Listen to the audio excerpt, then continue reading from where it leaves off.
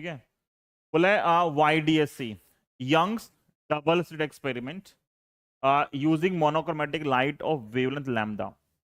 जो intensity of light है at a point on the scene, scene नहीं है ये यार, ये स्क्रीन होगा, on the screen where path difference is lambda is K unit. मतलब देखो वो बोल रहा है कि जब पाथ डिफरेंस लैम्डा था तो जो इंटेंसिटी है वो कैपिटल के है,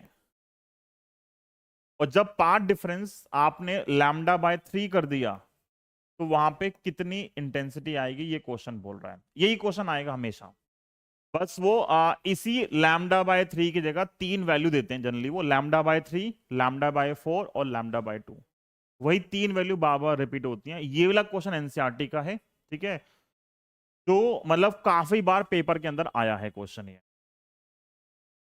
तो ये क्लास मुझे संडे लेनी थी लेकिन हो नहीं पाई। तो path difference lambda, lambda by 3 corresponding ये वैल्यू है। अब सोल्व कैसे करेंगे, मुझे पता है इंटेंसिटी फाइंड करने के लिए मुझे ये रिलेशन चाहिए, मतलब फाई चाहिए फेज डिफरेंस। बट क्वेश्चन में क्या गिवन है, क्वेश्चन में गिवन है पाथ डिफरेंस। तो पहला स्टेप होगा कि मुझे पाथ डिफरेंस का यूज करके क्या निकालना है, फेज डिफरेंस निकालना है। फॉर्मूला क्या होता है, फेज डिफरेंस जो होता है, फेज डिफरेंस आता है equal to 2 pi by lambda into path difference.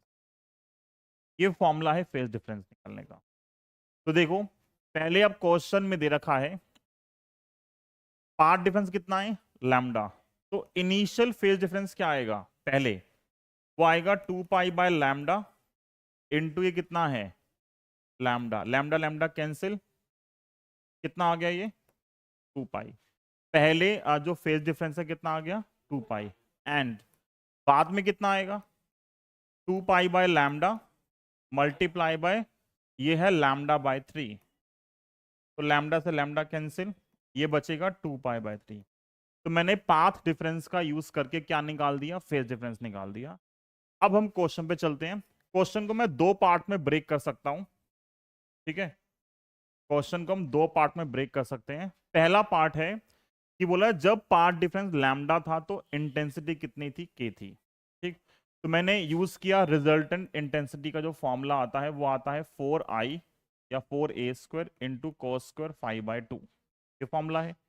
Initially जो इंटेंसिटी है वो कितनी है, के।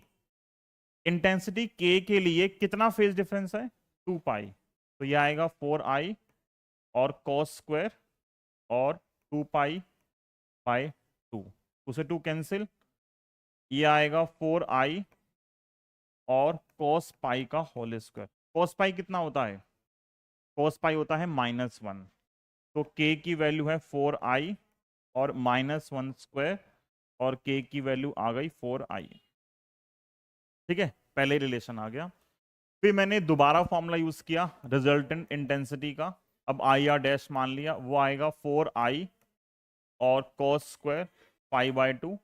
लेकिन अब जो रिजल्टेंट इंटेंसिटी है या जो फेज डिफरेंस है वो कितना है, सेकेंड केस में जो फेज डिफरेंस है वो 2 पाई बाय 3 है, तो कॉस स्क्वायर और ये आएगा 2 pi bye 3/2, 2 cancel, I R dash जो आएगा वो आएगा 4i और cos π/3 का स्क्वायर, cos 60 कितना होता है, हाफ, हाफ का स्क्वायर, कितना आंसर आएगा 4i इंटू बाई 4, और आंसर क्या आ गया i। तो रिजल्टेंट इंटेंसिटी i आ गई। अब प्रॉब्लम क्या है लास्ट स्टेप के अंदर, जो वेरिएबल क्वेश्चन में होते हैं आंसर उनकी टर्म्स में आता है।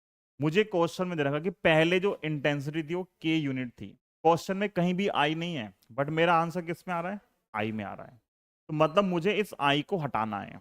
अब i को कैसे हटाओगे, उसी के लिए हमने ये सॉल्व किया है। अगर मुझे क्वेश्चन में गिवन होता i तो मेरा आंसर i ठीक था, बट क्योंकि क्वेश्चन में कहीं भी i नहीं है तो मुझे आंसर को जो क्वेश्चन में वेरिएबल गिवन है उसमें निकालना है। तो क्वेश्चन में k गिवन था तो मुझे अब i निकालना पड़ेगा इन टर्म्स ऑफ k। तो यहां से i कितना आएगा, यहां से i आएगा k/4, तो ये आई की वैल्यू मैंने वहां पुट कर दी, तो इंटेंसिटी कितनी आ गई, k/4, तो 1/4 इंटेंसिटी हो गई। ठीक है, क्लियर है। तो बस जो λ/3 है ये चेंज होगा। अब मान लो λ/3 की जगह λ/2 आता, यहां पे कितना आता, λ/2। यहां पे आप λ/2 करते, ये पाई आता, यहां पे पाई आता, तो ये आता π/2। π/2 मतलब cos 90 कितना होता है, 0, इंटेंसिटी 0 आएगी। ठीक है, यहां पे एक क्वेश्चन में λ/4 है, अगर यहाँ λ/4 हो गया तो यहाँ λ/4 आएगा तो कितना बचेगा, ये π/2। हाँ, ये π/2 आएगा तो ये π/4 हो जाएगा। π/4 क्या होता है, 1/√2 का स्क्वायर, कितना बचेगा, 1/2। 1/2 आएगा ना ये, तो 2i बचेगा। अगर k4i है तो 2i कितना आएगा, k/2, तो फिर k/2 आंसर आएगा। तो तीन ही क्वेश्चन है जो पेपर के अंदर आते हैं।